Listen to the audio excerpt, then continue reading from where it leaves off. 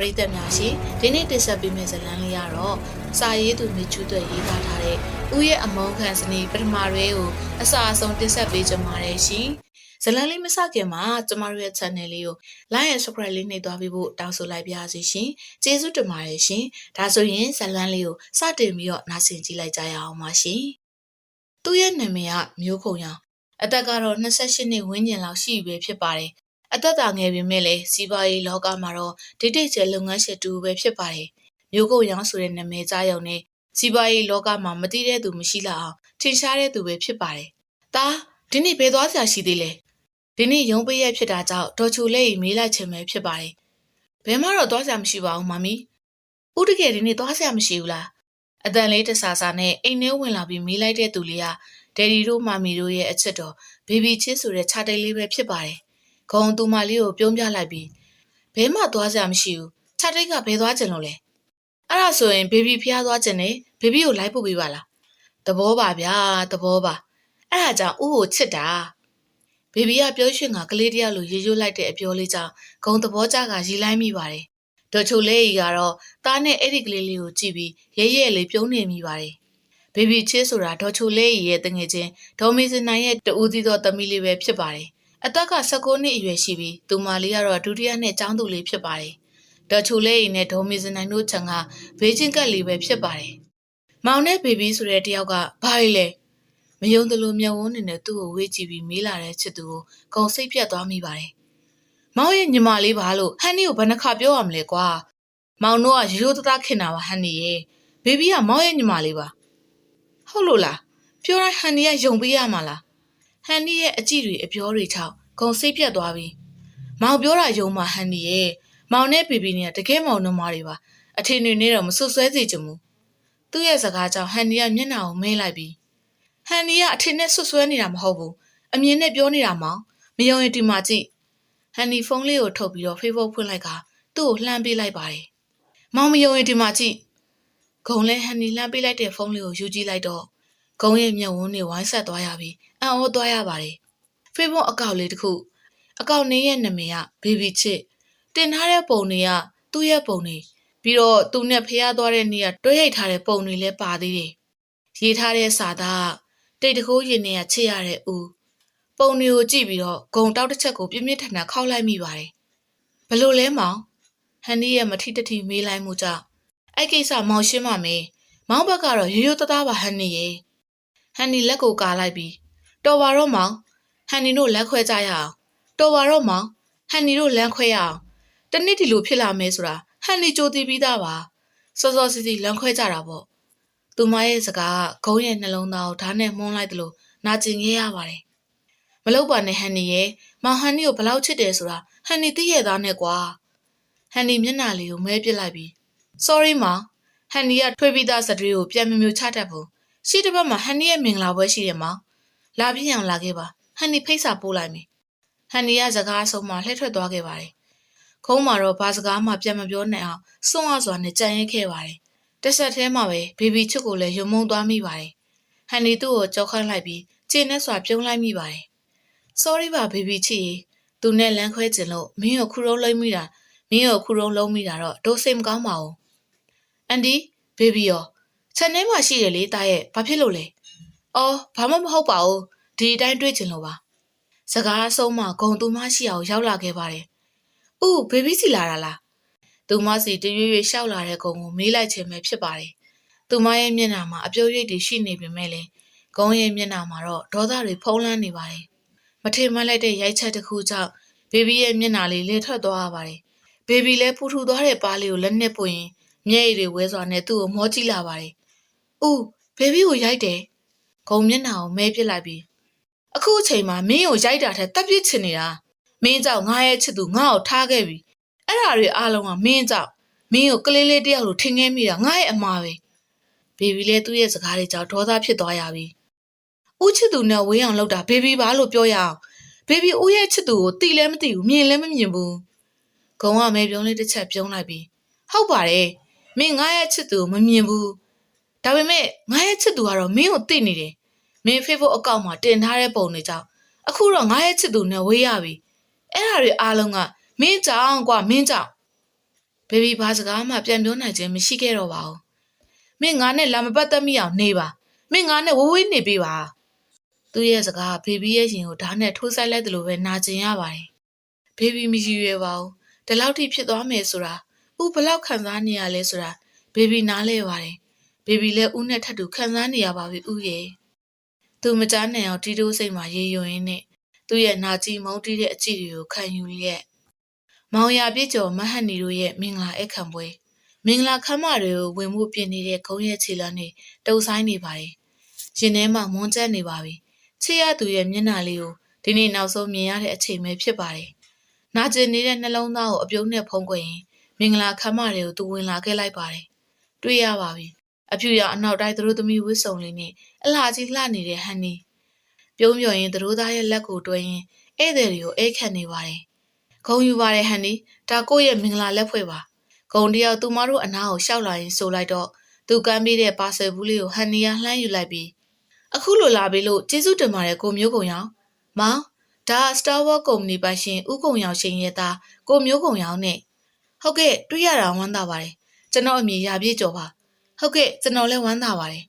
်အပြုံးနဲ့ဖုံးကွယ်နေရတဲ့နှလုံးသားရဲ့နာကျင်မှုတော့ဟန်နီတယောက်သိနိုင်မယ်မထင်ပါဘူးဟန်နီရဲ့မင်းရက်ဆက်တယ်ကွာပြုံးပြော်နေတဲ့ဟန်နီရဲ့မျက်နှာလေးကိုခဏမျှငေးမောကြည့်ရင်သူနာကျင်စွာနဲ့မင်္ဂလာပွဲကိုကြောခိုင်းထွက်ခဲ့ပါတယ်မေစင်ရေချိုးတို့သွားချာလေးရှိသေးလို့တားပြစ်လာရင်အိမ်တော်လေးသွားပြပါအောင်နော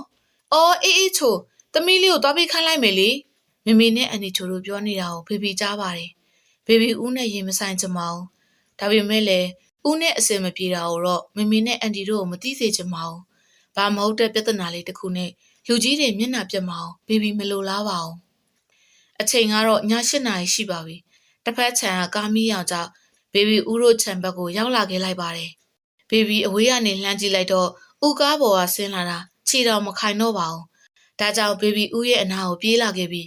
ဦးသတိထားအောင်လေဘေဘီကိုတွေ့ဘာဘေဘီဟုတ်လားသွားငါအနားမလာနဲ့ငါနဲ့အဝေးကိုသွားစမ်းပါထွက်သွားဘေဘီကိုစောင်းငဲကြည့်ပြီးပြောလာတာကိုလေဘေဘီကယူမဆိုင်နိုင်တော့ပါဘူးအိမ်တကားကိုတောဖွင့်ပြီးတော့သူ့ကိုတက်ခေါ်လာခဲ့လိုက်ပါတယ်အခန်းထဲရောက်တော့သူ့ကိုကရင်ပေါ်တင်ပေးပြီးပြန်ထွက်မယ်ပြုဘေဘီရဲ့လက်ကိုသူလှမ်းဆွဲလိုက်တာအားပါလာတဲ့ဆွဲလိုက်မှုကြောင့်သူ့ရဲ့ရင်ခွင်ထဲကိုဘေဘီပြစ်ကျသွားပါတယ်ရုတ်တရက်ဆိုတော့ဘေဘီလည်းကြောင်သွားပါတယ်ဟန်နီရဲ့ဟန်နီမအောင်မထားခဲ့ပါနဲ့မောင်တောင်းမမာတယ်ဟန်နီရဲ့ဘေဘီရဲ့မျက်နှာလေးကိုအတင်းဖိခဲ့နိုင်ဆိုလာတာကြောင့်ဘေဘီအတင်းယုံရင်ဟန်နီမဟုတ်ပါဘူးဘေဘီပါဘေဘီကိုလှုပ်ပေးပါဘေဘီတောင်းမမာတယ်ဘေဘီကငိုပြီးတောင်းမနေပေမဲ့လေခုံမကြားနိုင်ပါဘူးသူ့ရဲ့အတွေ့သူ့ရဲ့အာယုံထဲမှာဘေဘီပဲစိုးမိုးနေပါတယ်ဒါကြောင့်ခုံအသီးစိတ်တို့လွတ်သွားပြီးပန်ဒဝင်းကိုခူးယူနမ်းဆိုင်နေမိတာကိုတော့ခုံတယောက်မသိနိုင်တော့ပါဘူးဘေဘီချစ်ဆိုတဲ့မိန်းမလှလေးတူကသူမချစ်ရတဲ့ဦးရဲ့အနမ်းချမ်းတွေရဲ့အောက်မှာသူမဘွားလေးအကျွေးပန်းတစ်ပွင့်ဖြစ်ခဲ့ရတာကိုဘယ်သူသိနိုင်မှာလဲအာခေါင်းนี่ကတ်လိုက်တာဂုံအိယာကနိုးတော့လက်နှစ်ဖက်နဲ့ခေါင်းကိုဖိရေရိုးလိုက်မိပါတယ်သူမနေ့ကတငယ်ချင်းတွေနဲ့တွေ့ပြီးညင်းညင်းနဲ့ဘာမှထိုင်ပြီးတငယ်ချင်းတွေနဲ့ဝိုင်းဖွဲကတောက်လိုက်မိပါတယ်အိမ်ကိုဘလို့ပြန်ရောက်လာတာကိုလည်းသူမသိတော့ပါဘူးတားရီတားနိုးပြီလားဟုတ်နိုးပြီမမီအေးမျက်နှာတစ်ပြီးတော့အောက်ကိုခဏဆင်းခဲ့အောင်ဟုတ်ကဲ့မမီရဲ့အသာတိတ်သွားတော့ဂုံမျက်နှာတစ်ကအောက်ထက်ကိုဆင်းလာခဲ့လိုက်ပါတယ်ဟင်လူတွေစုံလိုက်လားဘာတွေဖြစ်နေပါလဲသူ့တွင်းနဲ့သူတော့ဟုတ်နေတာပေါ့အနားရောက်တော့ဒေဒီကမျိုးကုံရောင်မင်းဘေဘီကိုလက်ထပ်ရမယ်ဒေဒီရဲ့စကားကြောင့်သူ့ဘေဘီကိုဝေကြည့်လိုက်တော့တရှုပ်ရှုပ်ငိုနေတဲ့ဘေဘီကြောင့်သူ့ရဲ့မျက်ခုံးနဲ့တွန်းလိုက်ပြီးတားကဘာလို့ဘေဘီချစ်ကိုလက်ထပ်ရမှာလဲဂုံရဲ့ခက်ဆက်ဆက်စကားကြောင့်အားလုံးရဲ့အကြီးဟာဂုံးစီကိုရောက်သွားပါတယ်ဘာကွာမျိုးကုံရောင်မင်းဘာစကားပြောတာလဲစားပြီးနားမလဲဝါပြီးထွေးထုတ်မလုံးနဲ့ညမင်းဘေဘီကိုဘာလုပ်ခဲ့လဲမင်းဘာသာမင်းသိမှာပေါ့အဲ့တော့မင်းဘေဘီကိုလက်ထပ်ရမယ်ဒါငါအမိတ်ဒေဒီရဲ့စကားအဆုံးမှာခုံသိလိုက်ပါပြီဘေဘီရဲ့မာယာကြော်ကွင်းနဲ့ရောက်ခဲ့ပြီဆိုတာမင်းပြောနေတယ်ပေါ့ဟုတ်လားအေးမင်းသဘောကျငါမင်းကိုလက်ထပ်မယ်ဒါပေမဲ့မင်းဘဝဘယ်တော့မှစိတ်မချမ်းသာစေရဘူးငါဘဝပြတ်ခဲ့ရတယ်လို့မင်းဘဝလည်းတစားစီဖြက်စီးပြမယ်ဘေဘီချစ်ဘေဘီကိုယွန်ရှာမုန်းတီးတဲ့အကြည့်တွေနဲ့ကြည့်ရင်စိတ်ထဲမှာရေရိုးလိုက်မိသူကဂုံရဲပါဦးရဲ့ဘေဘီကိုအဲ့လိုအကြည့်မျိုးနဲ့မကြည့်ပါနဲ့ဦးထင်တယ်လို့ဘေဘီရုံးမာခဲ့တာမဟုတ်ပါဘူး တကယ်နစ်နာခဲ့တာဘေဘီပါဦးရဲ့အကြည့်တွေကိုနားလဲနေတဲ့ဘေဘီရဲ့ရင်ထဲမှာလဲစကလုံးတွေများစွာနဲ့နာကျင်ရိပ်တွေစွန့်ထင်းနေပါတယ်ဘေဘီနဲ့ကုံနှစ်ဖက်မိဘတွေလူကြလက်ထက်ခဲ့ကြပါတယ်ကုံရဲ့ဆန္ဒအရမင်္ဂလာပွဲကိုခန်းခန်းနားနားမလုပ်တော့ပေရုံတက်လက်မှတ်ထိုးရုံနဲ့ပြီးခဲ့ပါတယ်မိဘတွေကတော့မင်္ဂလာပွဲလုပ်စေချင်နေတာပါကုံကမလုပ်ဖို့ညှင်းဆန်ခဲ့တာကြောင့်သာအာမတန်လို့မန်လျှော့ခဲ့ရခြင်းပဲဖြစ်ပါတယ်ဘေဘီကတော့မင်္ဂလာပွဲနဲ့ပတ်သက်ပြီးဘာမှဝင်မပြောခဲ့ပါဘူး။ဦးရေချိုးပြီးရင်ဒါလေးဝင်တော့သူမသူ့အတွက်အဖြူရောင်ရှက်လက်ရှည်လေးနဲ့ဂျင်းမောင်းမီအပြားလေးထုတ်ပေးပြီးတော့ဂရင်းမော်တင်ပေးပြီးပြန်ထွက်မယ်လို့မင်းသိပ်ပျော်နေလားဘေဘီချစ်မျက်ထောက်နီနဲ့ကြည့်ပြီးတော့ခါထောက်ပြီးမေးလာတဲ့သူကခုံရပါဘေဘီခုံကိုလှမ်းကြည့်လိုက်ပြီးဘေဘီကဘာကိုပြောမှလဲဦးခုံကမျက်နှာကိုမေးပစ်လိုက်ပြီးငါ့ကိုအမိဖမ်းရလို့မင်းပျော်နေတာမဟုတ်လားမင်းသိအောင်ငါတခုပြောလိုက်မယ်ငါဆိုတဲ့ကောင်ကနွားမဟုတ်ဘူးကွမိဘတွေကိုမငင်းဆန်နိုင်လို့သာမင်းကိုယူလိုက်ရတာမင်းကိုကြည်ပြူတယ်လို့တော့မထင်နဲ့မင်းကငါအယမ်းရှင်နေမုံလဲမုံနေအပြင်ကိုထွက်ရန်ပြင်နေတဲ့ဘေဘီရဲ့ခြေလမ်းနဲ့သူရှိရာကိုပြန်လျှောက်လာလိုက်ပြီးဦးစကားပြောတာစင်ញင်ပြောပါဘေဘီဦးကိုအမိဖမ်းတယ်လို့ပြောရအောင်ဘေဘီရဲ့စိတ်ထဲအဲ့လောက်အောက်တန်းမကျသေးဘူးဥပမာပြောရရင်ဦးရဲ့အချစ်တော်ဟန်နီဘေဘီချစ်မင်းတော်တော့ဆက်မပြောနဲ့ဟန်နီကမင်းလိုမဟုတ်ဘူးကွဖြူစင်နေမင်းလိုမကောက်ချစ်ဘူးဘေဘီက6ကက်ကက်ရီလိုက်ပြီးထားပါတော့ဖြူစင်သူကြီးဦးရဲ့ဖြူစင်သူကိုအပြစ်မပြောရဲပါဘူးဒါပေမဲ့ဦးကိုတခုတော့ပြောလိုက်မယ်တနေ့နေ့အမှန်တရားတွေသိလာတဲ့အခါဦးနောင်နာမရပါစေနဲ့စကားအဆုံးမှဘေဘီလက်ထွက်လာခဲ့လိုက်ပါတယ်ဦးရဲ့ဖြူစင်ရိုးသားပါတယ်ဆိုတဲ့သူမမာယာများတယ်ဆိုတာဦးတနေ့သိလာမှာပါဘေဘီတပြင်းမောကိုရှိုင်ရင်သူနဲ့ဝေးရကိုထွက်လာခဲ့လိုက်ပါတယ်မျက်စိကူတွေတိတ်ရင်မနေနဲ့ဘေဘီချစ်နောင်တဆိုတာငါလိုကောင်အတွက်ဘယ်တော့မှရှိလာမှာမဟုတ်ဘူးခုံတယောက်တည်းစိတ်ထဲမှာရေရွတ်နေလိုက်မိပါတယ်သမီးကြောင်းသွားတော့မလားစာအုပ်ကလေးလက်နဲ့ပိုက်ကထွက်လာတဲ့ဘေဘီကိုဒေါ်ချိုလဲရီကမေးလိုက်ခြင်းပဲဖြစ်ပါတယ်ဟုတ်ကဲ့အနီချိုဘေဘီဒေါ်ချိုအနာလျှောက်လာပြီးဆိုလိုက်ရဒါနဲ့သားရအောင်ဒေါ်ချိုဂုံးကိုဝေးကြည့်ပြီးမေးလိုက်တော့အပေါ်ထဲမှာဆင်းလာတဲ့ဂုံကဘာပြောမလို့လဲမမီတာကုမ္ပဏီသွားတော့မလို့အဲ့ဒါဆိုလေအတော်ပဲပေါ့သမီးလေးကိုလည်းကြောင်းတစ်ခါလေလိုက်ဖို့လိုက်လေဟာမမီကလေသူ့ဘာသာတက်စင်ငါသွားလို့ရတာပဲတာအလုံးမအောင်ဘာမဟုတ်တာနဲ့တားရဲ့ချိန်တွေကုန်နေသူ့ရဲ့စကားကြောင့်ဘေဘီစိတ်ထဲတော့မကောင်းဖြစ်သွားပါတယ်ဒါပေမဲ့လေကိုဘွားကဒီလိုပဲဖြစ်ဖို့ကံပါလာတာကြောင့်ရပါတယ်အန်ဒီဘေဘီလမ်းထိပ်မှာတက်စင်ငါသွားလိုက်ပါမယ်ဦးလေအလုပ်အားတာမှမဟုတ်တာဘေဘီသွားတော့မယ်နော်အန်ဒီအေးပါသမီးလေးရဲ့ဂယုဆိုင်သွားအောင်နော်သမီးလေးဟုတ်ကဲ့အန်ဒီသူမဒေါ်ချိုနဲ့ကုံကိုကြောက်ခိုင်းပြီးထွက်လာခဲ့လိုက်ပါတယ်ဒေါ်ချိုတက်ပြင်းကိုရှိုင်ရင်တားဖြစ်သူကိုကြည့်ပြီးတော့ကိုရိုကတုတ်တုတ်ပင်မလို့ဂုံကတော့အလုတ်သွားဖို့ထွက်လာခဲ့လိုက်ပါတယ်ည7 နာရီအချိန်ဘေဘီကျောင်းကပြန်ကားတွေအတော်ဝင်ကြက်တာကြောင့်အတော်နဲ့ပြန်မြောင်းနိုင်ပါအောင်အခုတော့လမ်းထိပ်ကိုရောက်ပါပြီအဲ့ခါမှပဲတက်ပြင်းကိုချနိုင်မှာတော့တယ်ဘေဘီလမ်းထဲမှာတယောက်တည်းငိမ်သက်စွာလမ်းလျှောက်လာချိန်ဟိတ်ချတိတ်လေးဘယ်လဲကွာကိုကြီးတို့လိုက်ပို့ပေးရမလားအတန်ကြားလို့ဘေးကိုဝေးကြည့်လိုက်တော့ဘေဘီကြောက်လူတွေပဲတုံလာရပါတယ်ယောက်ျားသား3 ယောက်သူတို့ရဲ့အကြည့်တွေကရမက်ခိုးဝင်နေတဲ့အကြည့်တွေနဲ့ရီဝေးပြီးဘေဘီသူတို့ကိုကြည့်နေရင်ဇော်ကျွေးတွေပြန်ပြီးကြောက်လူတွေတုံလာကရပါတယ်ဘေဘီပါတာသွားတတ်ပါတယ်နမယ်လေးကဘေဘီတဲ့လားနမယ်လေးကလည်းလှလူလေးကလည်းလှချစ်စရာလေးပါလားစကားအဆုံးမှာတယောက်ကဘေဘီရဲ့လက်ကိုလာကိုင်းတာလှွတ်နော်ကျမကိုမတရားမလုပ်ကြနဲ့လှွတ်နော်ဘေဘီတယောက်ကြောက်လန့်တကြားရုန်းကန်ရင်းနဲ့ဆိုလာပါတယ်အဲ့ဒီကောင်မလေးကိုအခုလွတ်လိုက်နောက်ပါးစီမှာအော်ဆက်ဆက်အတန်ဆူဆူနဲ့ရောက်လာတဲ့သူကဂုံရဲပါဂုံရဲအတန်ကိုကြားတော့သူမအားတက်သွားပါတယ်ဘာလို့လွတ်ရမှာလဲမင်းနဲ့ဘာဆိုင်လို့လဲဂျစ်ကန်ကန်နဲ့တယောက်ကဝင်ပြောတော့အဲ့ဒါကို့မိန်းမလေးဘေဘီတဲလေးနောက်ကျနေတာကို့မှာစိတ်ပူလိုက်ရတာဂုံကဘေဘီရဲ့ပခုံးလေးကိုဖတ်ပြီးပြောလာတော့ sorry နော်ကိုကျွန်တော်တို့မသိလို့ပါရပါတယ်ညီလေးတို့ရဲ့တဲလေးလာသွားမယ်ဟုတ်ဦးသူဘေဘီရဲ့ပခုံးလေးကိုဖတ်ခါခေါ်ထုတ်လာခဲ့လိုက်ပါတယ်ဒါဟန်ဆောင်မှုတသက်ဖြစ်ပေမဲ့လေဘေဘီရဲ့ရင်ထဲမှာတော့နှွေးလျနေခဲ့ပါတယ်စင်ဝင်အောက်မှာကားကိုထိုးရက်လိုက်တော့ဘေဘီကားပေါ်ကဆင်းလိုက်ပြီးအိမ်ထဲဝင်မယ်လို့တော့ဂုံသူမလက်ကိုလှမ်းဆွဲလိုက်ပြီးမင်းနဲ့ငါပြောစရာရှိတယ်ဆိုပြီးချက်နောက်တနေရာကိုဆဲခေါ်လာခဲ့လိုက်ပါတယ်မင်းတိတ်ပျော်နေလားယောက်ျားတယုံယုံနဲ့နေရတာဘာသူ့ရဲ့စကားဘေဘီရဲ့တိတ်ခါကိုစော်ကားလိုက်သလိုဖြစ်လာရဦးစကားတွေစင်ញင်ပြောပါဘေဘီရဲ့တိတ်ခါကိုတော့ထပ်ပြီးစော်ကားမလာပါနဲ့တိတ်ခါဟုတ်လား မီးရအောင်မှာဒေါသတွေနဲ့ပြည့်ရှက်နေတဲ့ဘေဘီရဲ့မျက်နှာကိုစူးစူးရဲရဲကြည့်လိုက်ပြီးမင်းပါဇက်ကတိတ်ခါလို့ပြောလိုက်တာတိတ်အံ့ဩတယ်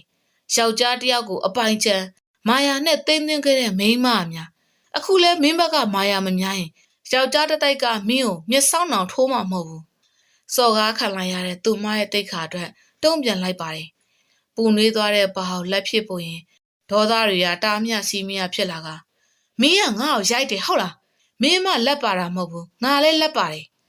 ဂုံးရဲ့လက်ကဘေဘီရဲ့ဘာပေါ်ကြားရောက်သွားပါတယ်ဘေဘီလည်းသူ့ကိုစူးစိုက်စွာကြည့်လိုက်ပြီးနှက်ခမ်းကိုဖိကိုက်ကသူ့ရဲ့အနာကနေပြေးထွက်လာခဲ့လိုက်ပါတယ်ဘေဘီဦးနဲ့မျက်နှာချင်းမြင်မဆိုင်မိအောင်နေခဲ့ပါတယ်ဦးကိုဘေဘီရှောင်ပြေးအောင်ရှောင်ခဲ့ပါတယ်ဦးကတော့ဘေဘီကိုဂယူးဆိုင်ဟန်လည်းမပေါ်ပါဘူးဘေဘီဒီနေ့တငယ်ချင်းဖြစ်သူတိုင်းနဲ့အတူအပြင်လျှောက်လဲသွားဖြစ်ပါတယ်သူ့ကိုခွင်ရင်လိုက်ဖို့မှမဟုတ်တာဘေဘီရဲ့ပျော်ရွှင်ခြင်းကိုဘေဘီကိုယ်တိုင်ရှာကြံခဲ့ရပါတယ်ဘေဘီပျော်လားတိုင်းရသူမကိုကြည့်ပြီးမေးလိုက်ရပျော်တာပေါ့တိုင်းရဲ့အခုလိုရှောက်မလဲရတာကြာပြီလေအေးပါနင်ပျော်ရင်ပြီးရပါပဲတိုင်းနဲ့သူမရီမောစာစကားတွေပြောရင်းနဲ့ပျော်မြူးနေပါတယ်တိုင်းကပြုံးပျော်ရွှင်နေတဲ့သူမရဲ့မျက်နှာလေးကိုငေးကြည့်ရင်ဘေဘီရဲ့နင့်ကိုအဲ့လိုလေးပျော်နေတာလေးပဲမြင်ကြပါတယ်နင်ပျော်နေငါလည်းပျော်ပါတယ်ဟာတိုင်းအဲ့ဒီစကားလေးကိုတူတူဆိုရင်ဘေဘီကိုငေးကြည့်နေမိပါတယ်ဂုံဟိုမှာဘေဘီချစ်မော်လားတငယ်ချင်းကိုထိုင်လက်ပြရအောင်ကြည့်လိုက်တော့ဘေဘီချစ်တဲ့ရွယ်သူကောင်းလေးတယောက်ကိုတွေ့လိုက်ရပါတယ်သူမတို့နှစ်ဦးရီမောစွာနဲ့စကားပြောနေတာကိုတွေ့လိုက်ရပါတယ်တယောက်နဲ့တယောက်လည်းအတော်ပင်ရင်းနှီးပုံရပါတယ်ဂုံကြည့်ရင်နဲ့ဒေါသတွေဖြစ်မိတာဟမ်မဆောင်နိုင်ခဲ့ပါဘူးတောက်တစ်ချက်ကိုပြင်းထန်စွာခောက်လိုက်ရင်မိမာယာတော်တော်များပါလားယောက်ျားတွေကိုတယောက်ပြီးတယောက်မြှူဆွဲနေတာမိမရှက်ဘူးပဲဂုံရဲ့ရင်ထဲမှာဒေါသတွေကပြင်းထန်ကပေါက်ကွဲချင်လာပါတယ်ဂုံခန်းထဲကိုဝေ့ကြည့်လိုက်တော့ဘေဘီမှန်နေကုန်ရှေ့မှာညီသက်စွာထိုင်နေပါတယ်ဂုံမေပြုံးတစ်ချက်ပြုံးလိုက်ပြီးမင်းတော်တော်ပျော်နေပုံရတယ်ဘေဘီသူနဲ့မျက်နှာချင်းဆိုင်မတက်ရက်လိုက်ပြီးဥဘာရီလာပြောနေရလဲဘေဘီဘာလုပ်နေလို့လဲသူမျက်ထောက်နေနဲ့သူ့မကိုစူးစိုက်ကြည့်လိုက်ပြီးဘာလုပ်လို့လဲဟုတ်လားဒီနေ့မင်းဖယ်သွားလဲအပြင်လျှောက်သွားတယ်တိုင်းနဲ့သူ့ရဲ့အမေကိုတုံလှုပ်ခြင်းမရှိအေးဆေးစွာနဲ့ဖြီလာတဲ့သူကဘေဘီရဲ့ပါဘာတိုင်းဟုတ်လားဟုတ်တယ်ဘေဘီရဲ့အဖေကြောင့်သူမရဲ့ပခုံးကိုကျန်းနဲ့စွာစုပ်ကန်လိုက်ပြီးလက်ရတိုင်းလားတိုင်းဆိုတာဟုတ်တယ်သူမျက်နှာပင်မကြည့်ပဲခက်တင်းတင်းမင်းအဲ့တယောက်နဲ့ဘလို့ပတ်သက်လဲတငယ်ချင်းမင်းသူနဲ့အဆက်အသွယ်ဖြတ်သူနဲ့တွဲနေရငါမကြိုက်ဘူးဘေဘီသူ့ကိုစူးရဲစွာကြည့်လိုက်ပြီးဘာလို့လဲဘာကြောင့်လဲဘာလို့လဲသိကျင်တယ်ပေါ့ပြောမယ်ဂုံသူမကိုယွန်ရှာဆက်ဆုပ်ဖွယ်ကြည့်ရင်လက်ရတိုင်းဆိုတာဟန်နီးရဲ့မောင်မင်းငါ့ဘွားကိုမင်းမာယာနဲ့တိမ့်သိမ်းလို့ရမယ်တိုင်းကိုတော့မရအောင်မှတ်ဟန်ဒီကငါချစ်သူတိုင်းကငါညီအဲ့တော့မင်းရဲ့မာယာကြားထဲမှာမပြောဝင်အောင်ကာကွယ်ရလိမ့်မယ်သူ့ရဲ့စကားကြောင့်ဘေဘီရဲ့ဒေါသတွေဖြစ်လာရပါတယ်ဦးမျိုးကုံရောင်ရှစ်ကျမကိုစော်ကားနေတာတွေများနေပြီကျမတခုပြောလိုက်မယ်ရှင်ကိုယ်တိုင်မှားခဲ့တာလားကျမမြှူဆွဲခဲ့တာလားဆိုတာကျမပိုက်ထဲကရှင်ရဲ့ရင်သွေးကတက်သေးပဲဘာမင်းမဟုတ်တာမပြောနဲ့ဘေဘီချစ်ဘေဘီရဲ့စကားကြောင့်ခုံနားထဲမှာမိုးချိုးပစ်ချလိုက်သလိုဖြစ်သွားရပါတယ်ခုံကဘာကြီးချာချာလဲသွားရပါတယ်ဘေဘီကမျက်နှာကိုမဲပစ်လိုက်ပြီးဘေဘီချစ်ကမဟုတ်တာပြောနေတာမဟုတ်ဘူးမှန်တာတွေပဲပြောနေတာအော်မင်းကတော်တော်ကြောက်ဖို့ကောင်းတဲ့မိန်းမပါလားယောက်ျားတယောက်ကိုဒီအတိုင်းချိတ်ချုံမရလို့ကလေးဆိုပြီးတော့ဗန်းပြလာတယ်ပေါ့ငါဆိုတဲ့ကောင်ကမင်းကိုယုံမဲအာကြီး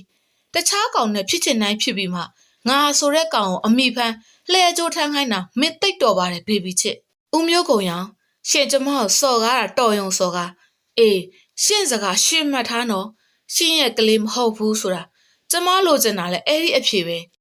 ဂုံသူမကိုစူးစူးရဲရဲကြည့်လိုက်ပြီးမင်းနဲ့ငါကွာရှင်းမယ်သူစီကမထင်မှတ်ထားတဲ့စကားကိုဘေဘီကြားလိုက်ရတာကြောင့်ဘေဘီရဲ့ရင်နဲ့ဝမ်းနဲ့နာကျင်ရပါတယ်ဒါပေမဲ့လေဘေဘီနာကျင်မှုကိုအားတိတ်မိကွာရှင်းပေးမယ်အခုတော့မဟုတ်ဘူးကလေးမွေးပြီး2လကြာရင်မြင်းချင်းနဲ့ဆိုရင်တော့မမြင်စေရဘူးကျမကလေးအတွက်ရှင်2လတော့ရက်တီပေးရမယ်ဘေဘီပြက်ပြက်သားသားပင်ပြောလိုက်မိပါတယ်သူကတော့ဒေါသတွေဖြစ်လျက်မင်းကတော်တော်ကြောက်ဖို့ကောင်းတယ်မွေဟောင်းမှာပဲဘေဘီချစ်ဘေဘီဘာမှဆက်မပြောလို့တာကြောင့်မျက်နှာလွှဲလိုက်ပါတယ်သူကတော့ဒေါသအရှိန်နဲ့အခန်းတကားကိုခြေထောက်နဲ့ကန်ကထွက်သွားပါတယ်သူထွက်သွားတော့မှဘေဘီလည်းသူ့ရဲ့အရှိန်မှာမငိုမိအောင်တင်ထားသမျှစိတ်တွေကိုလှုပ်ပေးလိုက်မိပါတယ်ဦးမျိုးကုံရောင်ရှင်အတွက်ဝတ်ဆိုတာလဲလာအောင်မှာပါ အဲ့ဒီအခါမှာနောင်တမရပါစေနဲ့နာကျင်မှုကိုမျက်ရည်အဖြစ်ပြောင်းလဲရင်အခုမှ2 လတာရှိသေးတဲ့ဖိုက်ကလေးကိုလက်နဲ့ပုတ်တက်ရင်ဘေဘီနာကျင်မှုတွေကိုမျက်ရည်အဖြစ်ပြောင်းလဲခဲ့လိုက်ပါတယ်။သမီးလေးကိုဂယူးဆိုင်တော့ကိုဝင်ကလာရင်နေပြီ။ဟုတ်ကဲ့ပါမမီရဲ့ဘေဘီသိပါတယ်။ဘေဘီကလေးငယ်လေးတူလို့မမီရဲ့ရင်ခွင်နဲ့တိုးရင်နဲ့ချွဲနေမိပါတယ်။ဘေဘီအတွက်အားကိုးရာကမိခင်ရင်ခွင်ပဲဖြစ်ပါတယ်။မမီကတော့ဘိုက်ပပူလေးနဲ့ရှိနေတဲ့ဘေဘီကိုရင်ခွင်နဲ့ထွေးပွေရင်နဲ့အမှားတမ်းတွေချွေနေပါတယ်။ဘေဘီတို့သားအမေကအမေတစ်ခုသမီးတစ်ခုဘွားပဲဖြစ်ပါတယ်။ဘေဘီ10 နှစ်အရွယ်ကပင်ဖေဖေဆုံးမသွားခဲ့တဲ့အတွက်ဒေါ်စင်မေတယောက်တည်းအားနဲ့ဘေဘီကိုပြုစုဆောက်ရှောက်ခဲ့တာအတော်ကြာခဲ့ပါပြီ။သမီးလေးအိမ်ပြန်မယ်လေဆေးတွေတောက်ရအောင်မေ။အိမ်ထဲဝင်လာပြီးစိုးရိမ်စိတ်လေးနဲ့ပြောလာတဲ့သူကဒေါ်ချိုပဲဖြစ်ပါတယ်။ဘေဘီဒေါ်ချိုကိုရီပြလိုက်ပြီးဘေဘီသိပါတယ်မမီရဲ့မပေါ်နဲ့တော့သမီးလေးမွေးကန်နေဖွားကန်နေဂီယူဆိုင်အခုပဲ8 လကျော်ပြီ။ဟုတ်ကဲ့ပါမမီရဲ့အမလီချိုရဲ့ဒီကအမေရင်စိတ်ပူဖို့လဲထားပါအောင်မရအောင်မေစင်ရဲ့ဒီသမီးလေးကိုပဲချို့မှသမီးရင်းလို့ချစ်နေရတာမေစင်ရဲ့မိခင်2 ယောက်ကြားမှာဘေဘီကလေးငယ်လေးတူလို့ရီမောကကြည့်နေမိပါတယ်ဆရာဧည့်သည်ရောက်နေတယ်အတွင်ရေးမှုမလေးရဲ့စကားကြောင့်ဂုံလုံးလက်စအလုပ်တွေကိုလက်စတက်ရင်ဝင်လာခိုင်းလိုက်လေခဏနေတော့မောင်ဒိုးရှာရှာအတန်လေးကြောင့်ခုံကြည့်လိုက်ပြီးတော့သူအရန်လွမ်းနေရတဲ့ချစ်ရသူလေးဟန်နီပဲဖြစ်ပါတယ်ဂုံမျက်နှာလေးဝင်းလက်သွားကဟန်နီညီမပြေပြန်ရောက်နေပြီဟုတ်လားဟန်နီကောင်းအောင်ညင်ရင်ဟန်နီပြန်ရောက်နေတာကြာပါပြီမောင်ဒါနဲ့ကိုရပြည့်ကျော်ရောဟန်နီတက်ပြင်းကိုရှိုက်လိုက်ပြီးကိုရပြည့်နဲ့ဟန်နီကွာရှင်းပြီးပြီမောင်ရဲ့အချစ်တွေကိုတတ်မိုးမထားမလေးစားခဲ့တဲ့ဟန်နီကိုခွတ်လွတ်ပါမောင်ရဲ့ဟန်နီသူ့ရဲ့ယူငနဲ့တိုးဝင်ပြီးတော့ငိုရှိုက်နေမိပါတယ်သူလည်းအလိုက်တင်လေဟန်နီကိုပြန်ပွေ့ဖက်ရင်ဖြစ်မှဖြစ်ရလေဟန်နီရဲ့ငိုရှိုက်နေတဲ့ချစ်သူကိုရင်ခွင်ထဲမှာထွေးပွေရင်သူမရဲ့မျက်ရည်တွေကိုတုပ်ပေးနေမိပါတယ်အာသမီးလေးဘာဖြစ်လို့လဲမျက်နှာလေးရှုံးမွေ့နေတဲ့ဘေဘီကိုဒေါ်ချုံမေးလိုက်ခြင်းပဲဖြစ်ပါတယ်မသိဘူးမေမေဘာရဲ့တဆစ်စစ်နဲ့နားနေလို့မဟုတ်မှလွဲရောမွေးတော့မှလားမသိဘူးဖေးကြီးဖေးဒီမှာသမီးလေးဘိုင်းနာနေတယ်မွေးတော့မှလားမသိဘူးစေးရုံသွားရအောင်အေးလာပြီမေကြီးရေဦးကုံရောင်လဲချွေးမလေးစီအပြေးတစ်ပိုင်းနဲ့ရောက်လာပါတယ်ဒယ်ဒီရေမမီရေဘေဘီကိုကဲပါနာတယ်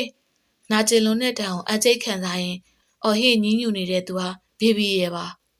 ဦးကုံရောင်လဲဘာမှမတွေးနိုင်တော့ပဲချွေးမလေးကိုပွေ့ချပြီးကားပေါ်တင်ကဆေးရုံကိုအပြေးမောင်းနှင်လာခဲ့လိုက်ပါတယ်ဆေးရုံကိုရောက်တော့ဘေဘီကိုမွေးကန်းနဲ့ပို့ခဲ့ကြပြီးဦးကုံရောင်ဒေါ်ချိုလက်ဒေါ်မေစင်တို့3ဦးမွေးကန်းရှိမှစိုးရိမ်စိတ်တွေနဲ့ရှိနေကြပါတယ်ဒေါ်ချိုကတော့အပြင်ကိုထွက်လာခဲ့ပြီးဂုံးစီကိုဖုံးဆက်ခေါ်လိုက်ပါတယ်ဟယ်လိုတာဘမလဲဘာဖြစ်လို့လဲမမီသမီးလေးမွေးတော့မယ်ဆေးရုံရောက်နေတယ်အဲ့ဒါဆေးရုံကိုတာအခုလာခဲ့တာမအားသေးဦးမမီတာအခုအလုပ်ကိစ္စနဲ့မြို့ပြင်မှာစကားအဆုံးမှာဂုံဖုံးချသွားပါတယ်ဒေါ်ချိုဘာမှဆက်မပြောတော့ပဲမွေးကန်းဘက်ကိုပြန်လျှောက်လာခဲ့လိုက်ပါတယ်မေးရီသမီးလေးမွေးပြီတဲ့မင်းကလေးတဲ့ဦးကုံရောင်ဝမ်းသာအားရဆိုလာရဒေါ်ချိုလက်မျက်နှာလေးပေါ်မှာဝမ်းသာပီတိအပြုံးနဲ့လွှမ်းသွားရပါတယ်ဟုတ်လားဝမ်းသာလိုက်တာဖေးကြီးရဲ့ဒါနဲ့မေစင်ရောသမီးစီသွားပြီကိုကမေကြီးကိုစောင့်နေတာလင်မယားနဲ့ဝမ်းသာအားရသမီးလေးအခန်းစီကိုဝင်လာခဲ့လိုက်ပါတယ်ဟဲဖြူဖြူတုတ်တုတ်ခက်ခဲချစ်စရာကောင်းလိုက်တာတားနဲ့တပုတ်ဆန်နဲ့တော့ဖေးမြေးလေးကိုပွေ့ချင်ရင်ပြတော့ဥကုံရောင်ပြုံးမိလိုက်ပါတယ်ချို့နော်ဒိုမြေးအသားတွေပဲ့ကုန်အောင်မယ်နော်ဒေါ်မြေစီရီကျုပ်ကျုပ်နဲ့ပြောလိုက်တော့အလုံးဝိုင်းရီလိုက်ကြပါတယ်ဘေဘီလည်းအင်အားချိနဲ့နေတဲ့ကြားရဲရဲလေးပြုံးလိုက်မိပါတယ်မမီဦးရောရင်ဥပမာလည်းမမီဘေဘီရဲ့အမေကြောင့်ဒေါ်ချိုမျက်နှာပြတ်သွားရပါတယ်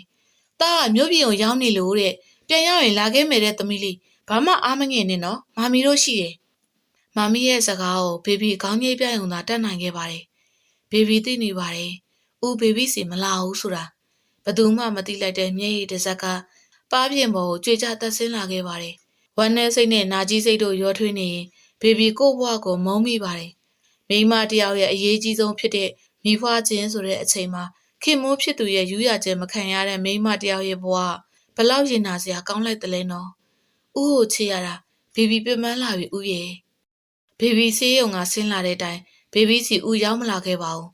အကြောင်းပြချက်အမျိုးမျိုးပြပြီးတော့ဦးရှောင်နေခဲ့ပါတယ်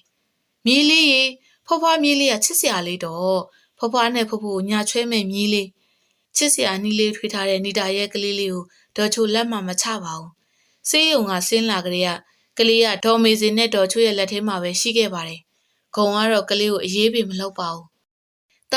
ာဒီနေ့ရုံးမရဲ့အိမ်မှာနေပါလားတာရဲ့မြေးလေးလည်းရှိနေပဲအသွားလာဆင်ញင်မှာတော့တာရဲ့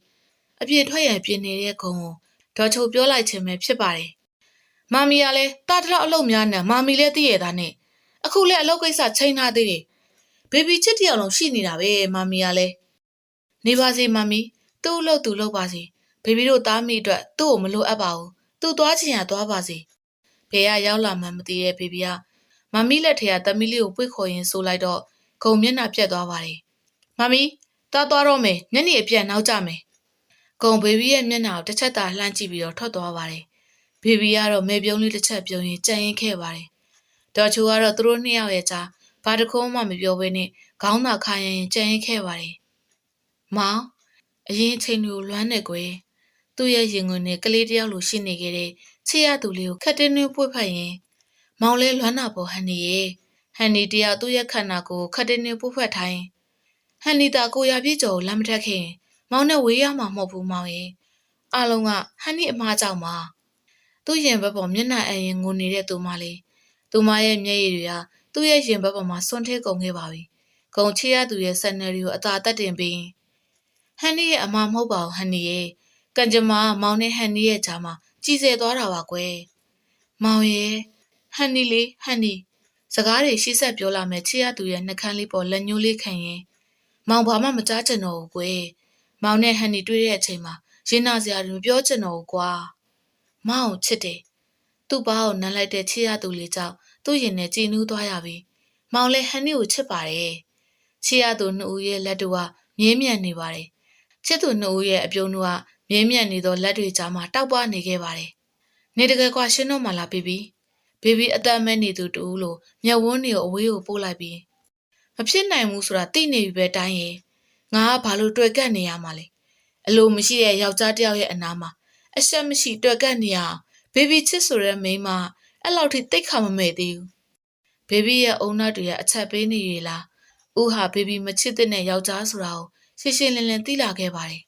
မိန်းမတစ်ယောက်ရဲ့တေမင်းနဲ့ရင်ဆိုင်နေရတဲ့အချိန်မှာတော့ဦးကဘေဘီထံကိုနောက်ဆုံးအထိရောက်မလာခဲ့ပါဘူးဦးကနောက်ဆုံးအထိဘေဘီကိုဥပခါပြုတ်ခဲ့ပါပြီဦးရဲ့ရင်ထဲမှာဟန်နီဆိုတဲ့မိန်းမတစ်ယောက်တော့ကလည်းဘေဘီချစ်အတွက်နေရာမရှိခဲ့ပါဘူးသူ့ရဲ့ရင်ထဲမှာရှိနေတာတွေကဘေဘီချစ်အတွက်သူ့ပေးရမယ့်အမုန်းတွေပဲဖြစ်ပါတယ်ဦးမျိုးကုံရောင်ကျမတို့စကားပြောရအောင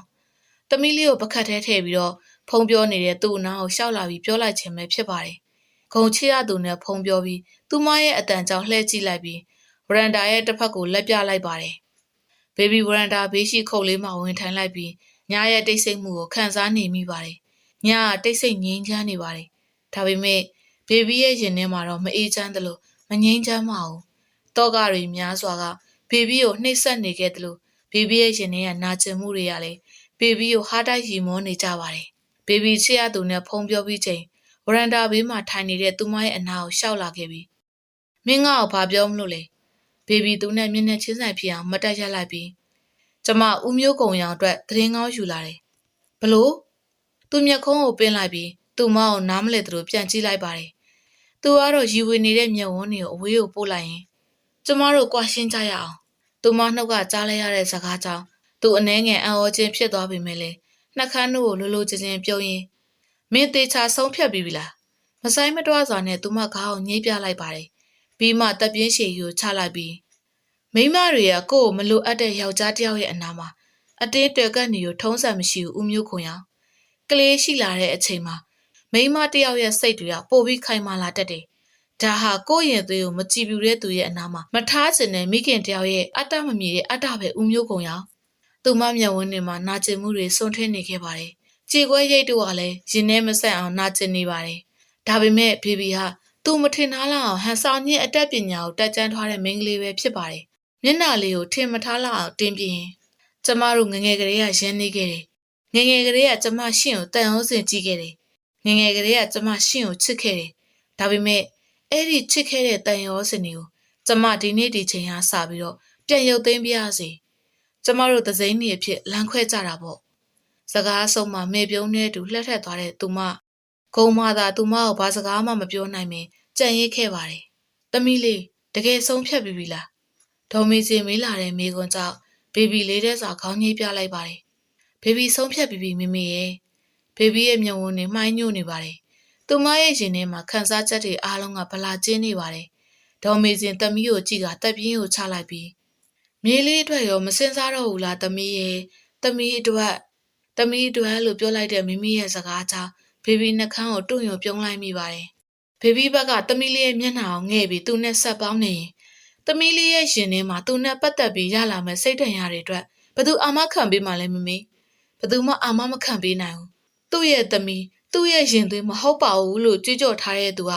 သမီးလေးကိုစိတ်ဒဏ်ရာရအောင်မလုံးနိုင်ဘူးလို့မမေထင်လား။ဟင်းဘေဘီသမီးကိုသူတစ်ပါးရဲ့အပြောခံအဆိုခံအဖြစ်မရှင်းတမ်းစေချင်ဘူးမမေသမီးရဲ့နှုတ်ကထွက်လာတဲ့စကားတို့ကဆုံးဖြတ်ချက်တို့ကိုပြင်မိုးရမရှိတော့တာမို့ဒေါ်မေစင်လည်းမတက်နိုင်ခဲ့ပါဘူး။ကိုမွေးထားတဲ့သမီးကိုအိမ်အောင်ပြတ်တစ်ခုလက်အဖြစ်မမြင်ချင်ခဲ့ပြီမဲ့လေကန်တရားကဒီလိုဖြစ်စေချင်ခဲ့ပါပြီ။သူမလည်းသမီးလေးစိတ်ဆင်းရဲနေမှာကိုမမြင်ချင်တဲ့မိခင်ဖြစ်နေတာကြောင့်သမီးလေးစိတ်ချမ်းသာအောင်သာသမီးရဲ့ကွာရှင်းခြင်းကိုလက်ခံခဲ့ပါတယ်။ပြည့်စင်သားပါဦးဘေဘီလေးရဲ့မမေချိုတောင်းမှမှာတယ်ကွယ်။မိဘတွေရဲ့စိတ်ထဲမှာသူမတို့အိမ်အောင်ရေးပြုတ်ကွဲမှာကိုမမြင်ချင်ကြပေမဲ့လေသူမတို့အနေနဲ့သူနဲ့ဘလို့မှလက်တွဲရမရတဲ့အနေအထားဖြစ်နေခဲ့ပါတယ်။ဘေဘီရင်ခွင်ထဲကသမီးလေးကိုခက်တင်းတင်းလေးပွင့်ရင်မမီချို့ဘေဘီချစ်ပါတယ်။ဒါပေမဲ့မမီချို့ဘေဘီကအခုတယောက်တည်းမဟုတ်တော့ဘူးလေ။ဘေဘီမှာသမီးလေးရှိတယ်။ဘေဘီတစ်ခုခုလောက်တော့မယ်ဆိုရင်ဘေဘီသမီးကိုအရင်တွေးတယ်မမီချို့သမီးကအသိကိုနုနယ်ပါသေးတယ်။သူ့အဖေသူ့အလိုမရှိခဲ့တာကိုသိပြီးသမီးလေးရဲ့ရင်ထဲမှာစိတ်ဒဏ်ရာတချို့မရစေချင်တဲ့အတွက်ဘေဘီဦးမျိုးကုန်ရအောင်ကွာရှင်းမှာပါ။သမီးလေးရဲ့ဒေါ်ချိုတယောက်ချွေးမအောင်ကြည့်ပြီးမျက်ရည်တွေကျနေရပါတယ်။သမီးနဲ့သားကွာရှင်းပြီးရင်မြေရသူမတို့နဲ့မသက်ဆိုင်တော့ပါဘူး။ဒါကြောင့်သူမရဲ့ရင်ထဲမှာနာကျင်ခံစားနေရပါတယ်။ပြန်စဉ်းစားပေးပါဦးသမီးရဲ့ရောက်ကမဖြစ်သူရဲ့စကားကြောင့်ဘေဘီရဲ့မျက်ဝန်းလေးတွေစူးရဲသွားကကွာရှင်းမှုကိုစဉ်းစားစေချင်နေဟုတ်လားမမီချို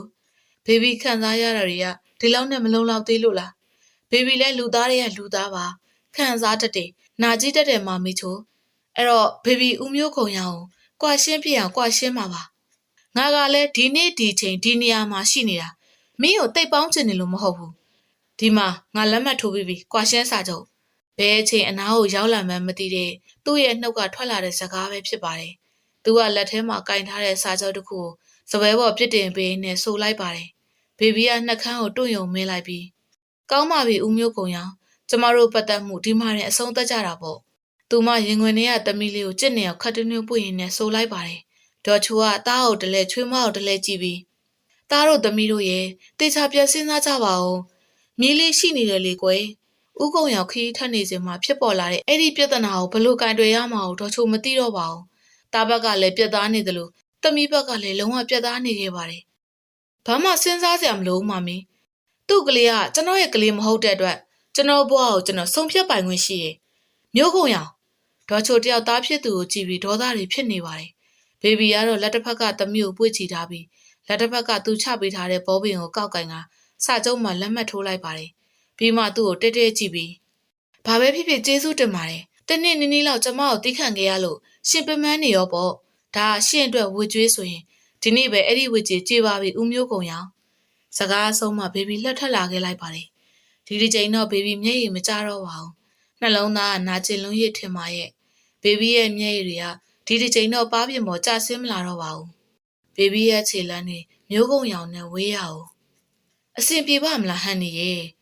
့ဘာလို့ဆိုရင်နေရလဲမောင်ရဲ့မျိုးကုံရောင်ဆိုတဲ့လူကဟန်နီရဲ့စကားတခုမှမောင်ရဲ့အခုမျိုးကုံရောင်ကဟန်နီလက်ခုပ်ထဲကရေးပါစကားတန်တူတူတဲတဲအတန်နဲ့ကြောင့်ဂုံချီလန်းနေရက်တန့်သွားပါတယ်သူ့ရဲ့နာမည်လဲပါနေတာကြောင့်နေရန်နောက်ွယ်မှာခိုးနှားထောင်နေမိပါတယ်မောင်တိလားမောင်နဲ့ဟန်နီလက်ထက်တုန်းကဘေဘီချစ်ကိုခုတုံးလုပ်ပြီးတော့သူနဲ့လမ်းခွဲခဲ့တာဘေဘီချစ်တော့တနာပါတယ်မျိုးကုံရောင်နဲ့ဟန်နီရဲ့ကြားမှာမြေစာပင်ဖြစ်ခဲ့ရတာမောင်ရဲ့မိန်းမတိတ်တော်တာပဲကွာဒါနဲ့မျိုးကုံရောင်ကိုမောင်မိန်းမတကယ်ရောချစ်ခဲ့ဘူးလို့လားရာပြည့်ရဲ့အမေကြောင့်ဟန်နီရာပြည့်ရဲ့ရင်ဘက်ကိုပုတ်တက်နေရင်ဘေးရတာမောင်ရဲ့ဟန်နီရဲ့ကြောင့်မောင်သိရမို့လားချင်းကြီးကြီးမှဖမ်းတတ်တာဟန်နီချစ်တာဟောရီယာမောင်ငငယ်ကလေးကဟန်နီရဲ့အပေါ်မှာအနစ်နာခံချစ်ခဲ့တဲ့မောင်ချစ်ကတော့ကွာသူတို့နှစ်ဦးကတော့ပျော်ရွှင်နေသလောက် နေရန်နောက်ွယ်ရခုံကတော့ခံမြင်းစိတ်ဒေါသဖြစ်စိတ်နာကျည်းမှုတွေရောထွေးသွားရပါတယ်သူ့ရဲ့အချစ်ကိုလိန်ညာလှည့်စားသွားတဲ့ဟန်နီကိုလည်းနာကျည်းမိပါတယ်တဆက်ထဲမှာပဲဘေဘီကိုရိုက်ခဲ့ဘူးတဲ့သူ့လက်တွေကိုလည်းဖြတ်ပြေးချင်လောက်အောင်ဖြစ်သွားရပါတယ်အမားအမှန်မသိပဲဘေဘီကိုရိုက်ခဲ့မိသမျှကိုလည်းနောင်တရနေမိပါတယ်ကိုဒီမှာဒီရလေးစစ်ချက်ဖြေဘေဘီကြံခဲ့တဲ့ကလေးနုဘူးလေးကိုယူပြီးတငယ်ချင်းဆရာဝန်သူရကိုသူနဲ့မိမိလေးရဲ့ DNA စစ်ခိုင်းခဲ့ခြင်းပဲဖြစ်ပါတယ်အဖြေလွှာကိုဖွင့်ကြည့်ဖို့သူ့ရဲ့လက်တွေတုံရင်းနေပါတယ်မျက်လုံးကိုစုံမိတ်ပြီးမရဲတရဲစာရေးကိုဖွင့်ကြည့်လိုက်တဲ့အခါမျိုးကုံရောင်နဲ့မီးချစ်ရောင်တွေးသားတော်ဆက်မှု69% ဂုံးရဲ့လက်ထဲမှာကင်ထားတဲ့စာရွက်ကလေးကကြမ်းမြင့်မော်ပြုတ်ကျသွားပါတယ်သူ့ရဲ့ရင်ထဲမှာလည်းနာကျင်မှုတချို့ကတိုးဝင်လာခဲ့ပါတယ်ဘေဘီအိမ်ကိုပြန်ရောက်တယ်ဆိုရင်ပဲတိုင်းလဲရတယောက်အထုပ်ကြီးအထုပ်ငယ်ဆွဲပြီးအိမ်ကိုရောက်လာခဲ့ပါတယ်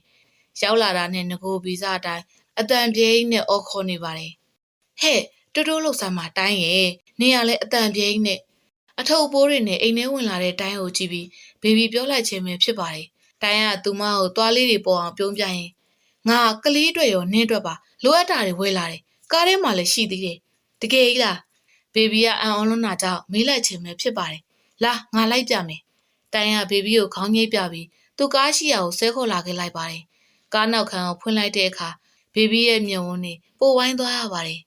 ်ကလေးရဲ့ပစ္စည်းလေးတွေအစုံထည့်ထားသလိုကလေးပခတ်ကအစအင်ကြီးတေးသေးလေးတွေအစုံရှိနေပါတယ်ဒါတွေနင်ဝယ်ခဲ့တာလားနင်နဲ့မီးရောင်ချစ်အတွက်ငါရဲ့လက်ဆောင်တိုင်းရဲ့ရှင်းသန်းစွာပြုံးနေတဲ့တိုင်းရဲ့မျက်နှာချောချောလေးကိုငေးကြည့်ရင်ဘေဘီရဲ့မျက်ဝန်းအိမ်မှာမျက်ရည်တွေပြေးလာခဲ့ရပါတယ်ပြီးတဲ့နောက်သူ့ရဲ့ခနာကိုကြီးကိုလက်သေးသေးလေးနဲ့ခက်တင်းတင်းပွတ်ဖက်လိုက်ပြီးနင်ဘာကြောင့်ငါ့ပေါ်ဒီလောက်ကောင်းနေရတာလဲဟာထိခိုက်ကြည်ခွဲစွာမျက်ရည်တို့နဲ့မေးလိုက်ခြင်းပဲဖြစ်ပါတယ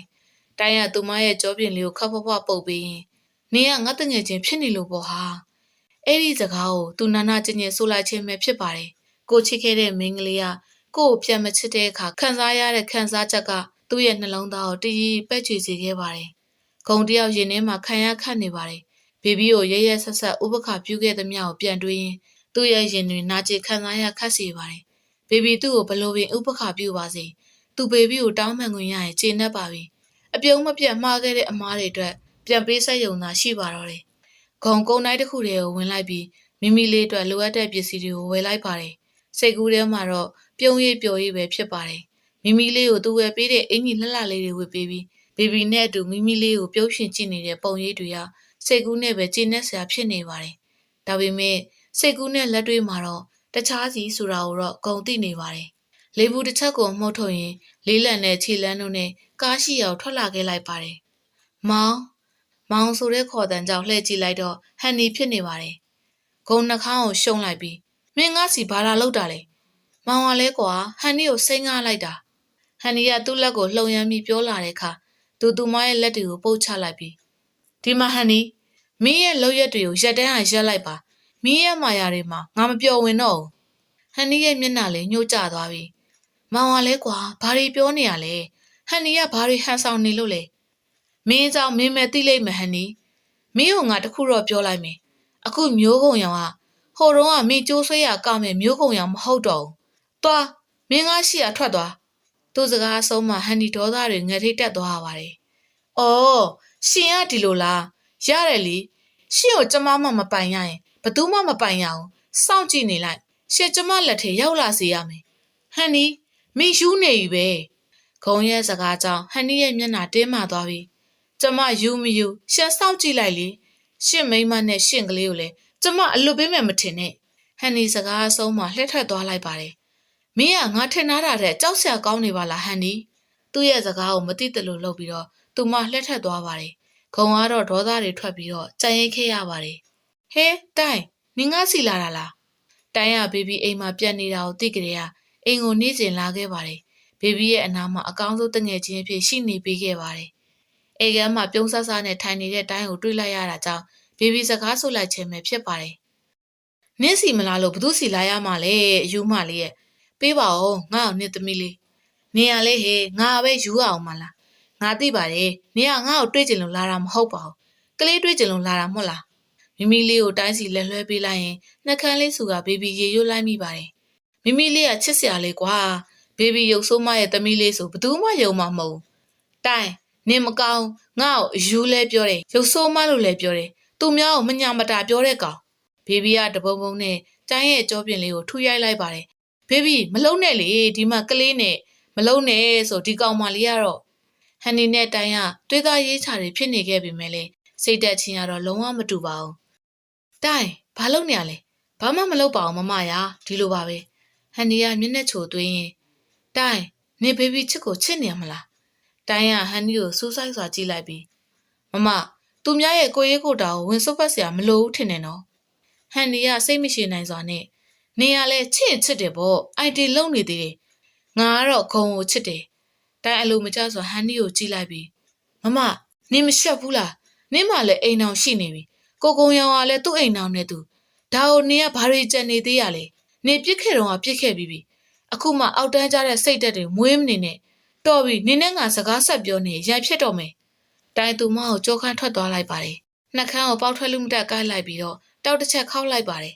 ငါ့ကိုပြန်မပြောရဲတဲ့လူတွေကငါ့ကိုပြန်ပြောနေပြီတွေးကြသေးတာပေါ့ဟာဟန်နီရဲ့မျက်ဝန်းထဲမှာဒေါသတွေချောင်းချောင်းထွက်နေခဲ့ပါတယ်ဘေဘီမရှိတဲ့အချိန်ကိုမှန်းဆကဂုံဘေဘီရဲ့အိမ်ကိုကူးလာခဲ့လိုက်ပါတယ်ရောက်ခမကြီးကိုတွေ့ရတဲ့အခါရောက်ခမကြီးကတော့လူကြီးပြီးသူ့ကိုဘာတစ်ခုမှကောင်းသည်ဆိုသည်မပြောခဲ့ပါဘူးကျွန်တော်ဖြစ်ခဲ့သမျှကိုတောင်းပန်ပါတယ်ဒေါ်မီစင်တယောက်သူမရဲ့အရှိမဒူးထောက်တောင်းပန်နေတဲ့တမတ်ဖြစ်သူကိုကြည့်ပြီးတက်ပြင်းချလိုက်မိပါတယ်သူမရဲ့သမီးအကြောင်းကိုသူမသိနေပါတယ်ဟင်ဆိုလှည့်ကြည့်တတ်တဲ့မိန်းကလေးမဟုတ်ပါဘူးအန်ဒီကတော့မင်းကိုချိုတီခါသည်မပြောချင်တော့ပါဘူးကွယ်အားလုံးကသမီးဆန္ဒသဘောအတိုင်းပါပဲဘေဘီရဲ့သဘောဆန္ဒအတိုင်းဆိုသူ့အတွက်အလားအလာမရှိတော့ပါဘူးသူမျောလင်းတကြီးနဲ့အန်ဒီကိုတခုတော့တောင်းဆိုချင်ပါသေးတယ်ဒါကသမီးလေးကိုတွေးကြမယ်ဖြစ်ပါတယ်ကျွန်တော်သမီးလေးကိုတွေးချင်ပါတယ်အန်ဒီကျွန်တော်ကိုတစ်ခါလောက်တော့တွေးခွင့်ပေးပါလားအန်ဒီသူအရေးဆိုမိခွင့်တောင်းမိတာပါသူသမီးကိုတစ်ချိန်လောက်ဖြစ်ပွေ့ဖွက်ခွင့်ရချင်မိပါတယ်ဒေါ်မေစင်တယောက်လူကြီးပြရန်တုဖြစ်အောင်ကလည်းမသိတော့တာကြောင့်တပ်ပြင်းရှည်ကြီးကိုကြိတ်ချရင်ကလေးကအပေါ်ဓာတ်ခမ်းမှာအိတ်နေတယ်တက်သွားလိုက်နော်ဘေဘီမပြန်ခင်တော့ပြန်တော့ဘေဘီပြန်လာရင်အန်ဒီပြဿနာတွေမဖြစ်စေချင်ဘူးကွယ်ဟုတ်ကဲ့ပါအန်ဒီရှင့်ကိုဘသူကခွင့်ပြုလို့လဲအဲ့ဒီမှာရက်နေဒေါ်မေစင်နဲ့စကားပြောပြီးတော့အပေါ်တက်ရန်ခြေလမ်းပြင်လိုက်တဲ့အချိန်မှာဂုံရဲ့ခြေလမ်းတွေရက်တန့်သွားရပါတယ်ဆူရှာရှာထွက်ပေါ်လာတဲ့အတန်ပိုင်ရှင်လေးကသူ့ရဲ့အနားမှာရက်လာပြီးရှင်ကျမအိမ်ဘာလာလောက်တာလဲကျမအိမ်ရေးကိုရှင်နင်းစရာမလိုဘေဘီသမီးဘေဘီကိုဝင်ဟန်တားဖို့ပြင်နေတဲ့မိခင်ကြောင့်ဘေဘီကမိခင်ကိုတစ်ချက်ကြည့်လိုက်ပြီးဒီကိစ္စကမေမေနဲ့မဆိုင်လို့မေမေဝင်မပါပါနဲ့ဒီလူနဲ့ဘေဘီအေးဆေးဆေးစကားပြောချင်တယ်ဟုတ်လူကျမနဲ့ချက်နေလိုက်ခဲ့မျက်နှာတီတီလေးနဲ့သူ့ကိုခေါ်ဟာရှေ့ကနေသူမလေးကထွက်သွားလိုက်ပါတယ်သူလည်းသူမအနောက်ကိုလိုက်လာခဲ့လိုက်ပါတယ်ချက်နေမှာရှိတဲ့ပုံနေပင်နေအောင်ရောက်တဲ့အခါမှာသူမရဲ့ခြေလမ်းတွေကိုရက်လိုက်ပြီးရှင်ဘာလာလောက်တာလဲအေးဆက်စွာမေးခွန်းထုတ်လိုက်တဲ့သူမအသက်မပါသလိုဂုံတက်ပြင်းကိုရှက်ရင်ကိုမင်းကိုတောင်းမှန်ချင်ပါတယ်ဘေဘီဘာအတွက်လဲအော်ဟန်မျက်နှာဝိုင်းလေးနဲ့မတိတတိကြည့်နေတဲ့ဟန်ကအေးဆက်လုံးနေပါတယ်ဂုံအေးဆက်သွားတဲ့ကောင်မလေးကိုစိတ်မသက်မသာကြည့်ပြီးကိုမင်းကိုစကလုံးနေနဲ့စော်ကားမိခဲ့တဲ့အတွက်တောင်းမှန်ပါတယ်ကိုနောင်နာတွေလည်းရနေပါပြီဘေဘီရဲ့နောင်တာဘေဘီကဟဲပပရီမောလိုက်ပြီးရှင့်ရဲ့နောင်နာတွေကအခုချိန်မှာကျမကဘာလုပ်ရမှာလဲအမှန်ဆိုရင်ရှက်တက်တဲ့စိတ်လေးရှင့်မှာရှိနေသေးရင်ရှင့်ကျမအိမ်ကိုတော့လာစရာမလိုဦးမျိုးခုံရောင်ဘေဘီရဲ့စကလုံးတွေကသူ့အပြစ်ကိုသူမြင်နေရတယ်လို့နာကျင်လှပါတယ်ကိုမလာတင်မဲသိပြီမဲ့ကိုသမီးလေးကိုတွေ့ချင်တယ်ဘေဘီသမီးကိုမွေးကြတဲ့ကကိုသမီးကိုတစ်ခါမှမမြင်ရသေးဘူးဘေဘီရဲ့ကိုသမီးလေးကိုတွေ့ခင်ပေးပါသမီးကိုတွေ့ချင်တယ်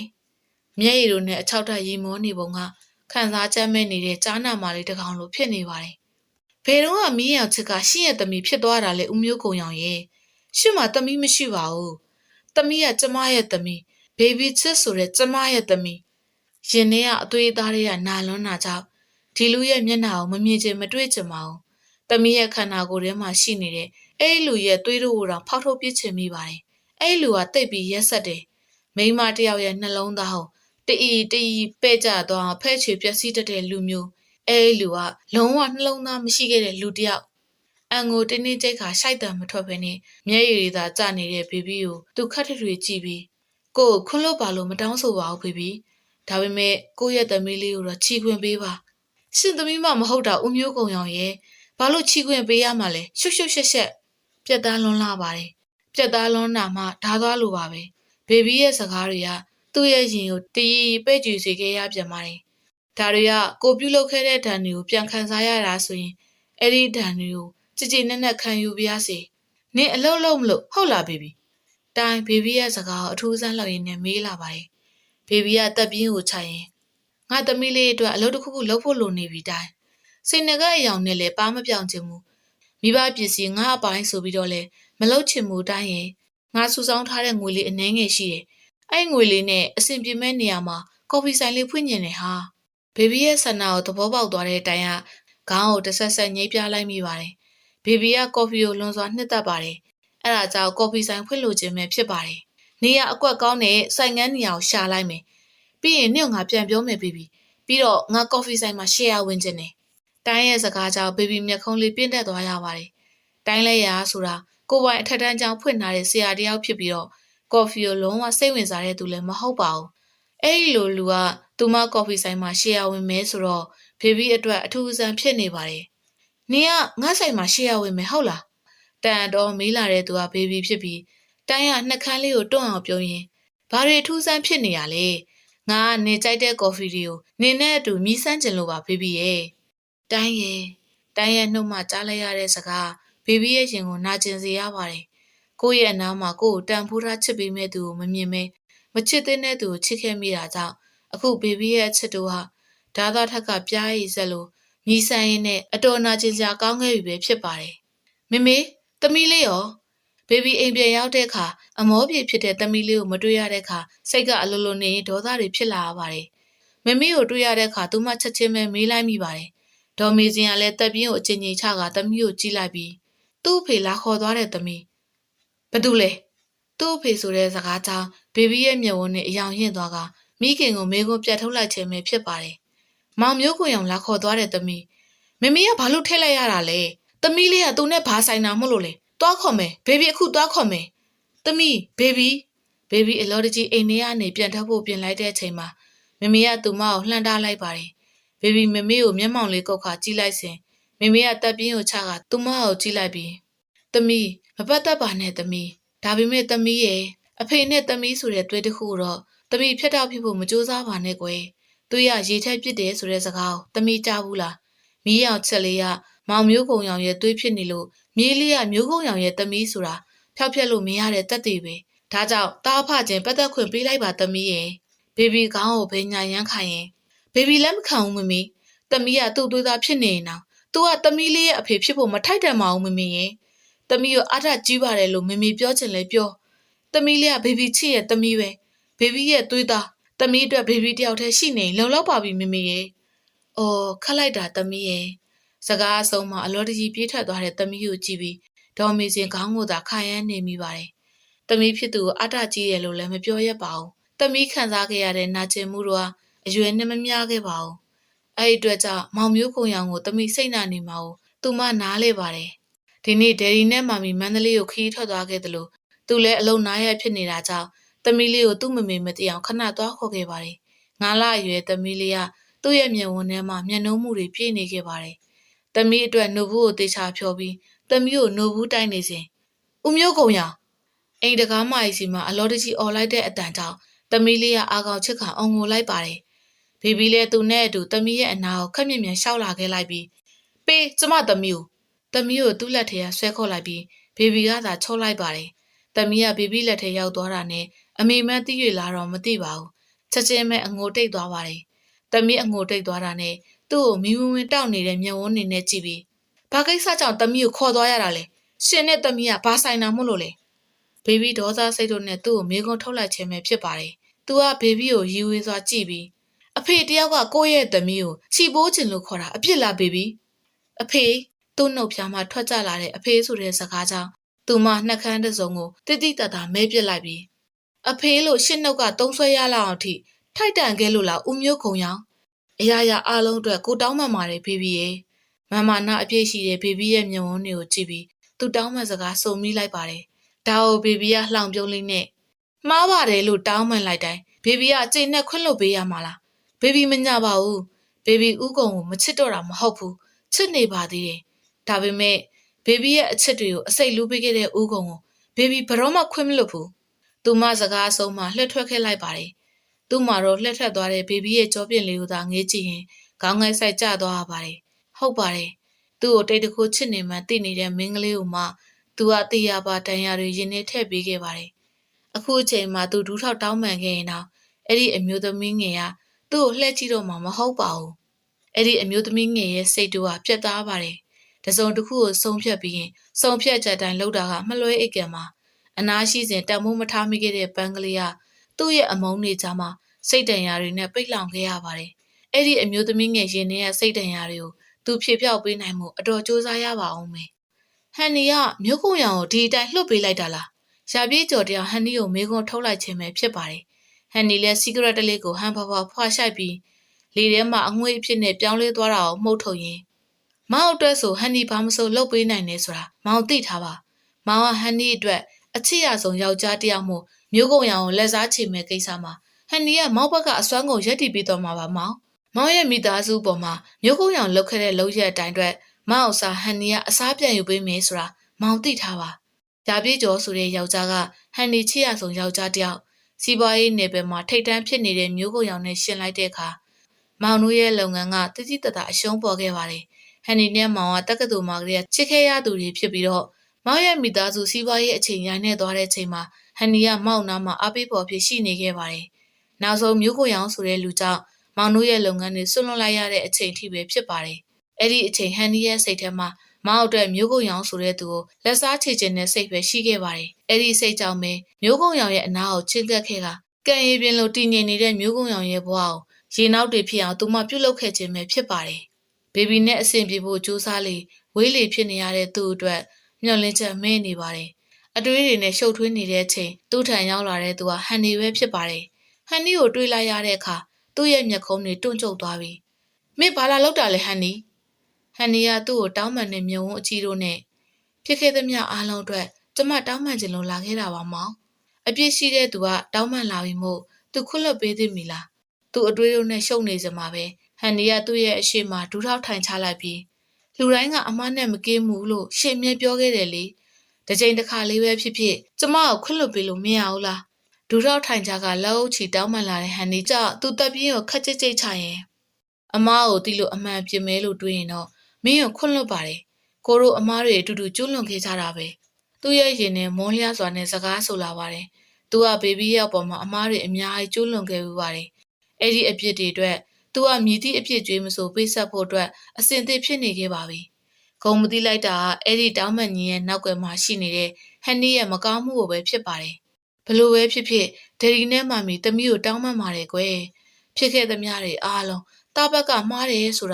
ာဒယ်ဒီသိပါတယ်ကွယ်။လူတိုင်းကအမားနဲ့မကင်းဘူး။တားကိုတစ်ချိန်လောက်ခွတ်လွတ်ပေးပြီးမြေးလေးရှည်ရီအတွက်ပြန်ကြည့်ပေးပါလားကွယ်။ဦးကုံရောင်ရှင်းမျက်နှာနောက်ထားပြီးတော့ချွေးမကိုတောင်းပန်ခါရနေရပါတယ်။မြေးနဲ့လည်းမခွဲကျင်သလိုသူ့ရဲ့ချွေးမကိုလည်းဘေဘီချေးဆိုတဲ့မိန်းကလေးတယောက်သာရှိစေချင်ပါတယ်။အဲ့ဒီအတွက်ကြောင့်သူဟာချွေးမအားသားကိုပြန်လက်ခံမှုအတွက်တောင်းပန်နေခြင်းပဲဖြစ်ပါတယ်။ဘေဘီရင်မှာနာကျင်ခဲ့ရသမျှလေရင်ထဲဝမ်းနဲ့စွန့်နဲ့လာကပြုတ်လုခဲ့တဲ့သူကမခံစားရပေမဲ့ဘေဘီကခံစားခဲ့ရသူမို့ဘေဘီရဲ့ရင်ထဲမှာတိတ်ကိုနာကျင်နေရပါတယ်တေဒီရဲ့